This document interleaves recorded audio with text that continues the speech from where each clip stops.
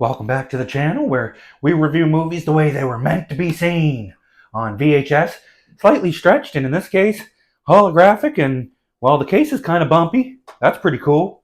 Today's tape is Godzilla 1998, a movie so aggressively 90s it smells like Surge and Bad Decisions. I mean, let's take a look at this cover right here. Just one big eye, the word Godzilla. That's it. Size does matter, it says that. Really, it should say, trust us. You know what we like to do first, and that's get right into the movie, so let's talk the plot. France does a nuclear test, nature gets mad, New York pays for it, that's geopolitics, baby. Godzilla shows up because radiation did what radiation always does in movies, made something big and horny for fish. So let's talk about it in whole here. Godzilla on VHS. It's softer, not emotionally, just visually. The blur helps, the scale feels bigger, the CGI feels less like a screensaver from 1998. VHS doesn't ask questions, that's the thing. VHS just says, yeah, that's a lizard, moving on. Let's talk about the action in this movie, because it is action-packed. Taxis explode, buildings fall, everyone survives because it's the 90s, and, well, trauma hasn't been invented yet. The military fires every missile they own at this big guy right here, and Godzilla, keeps moving along. This is less of a fight, more of a cardio run for Godzilla. I mentioned she was a she, right? Because there's babies.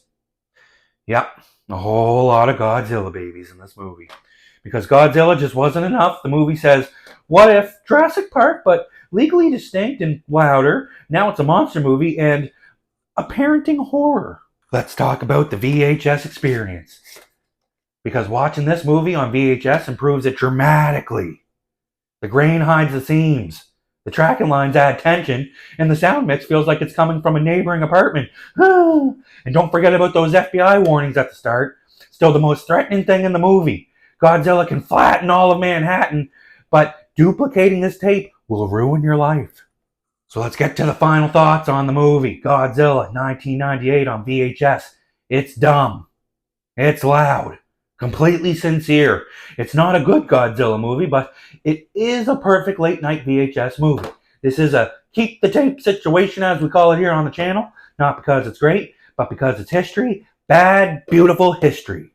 So, like usual, make sure you like, subscribe, and tell me what VHS I should review next. And remember, fear giant monsters, respect bad CGI, and always rewind your tapes.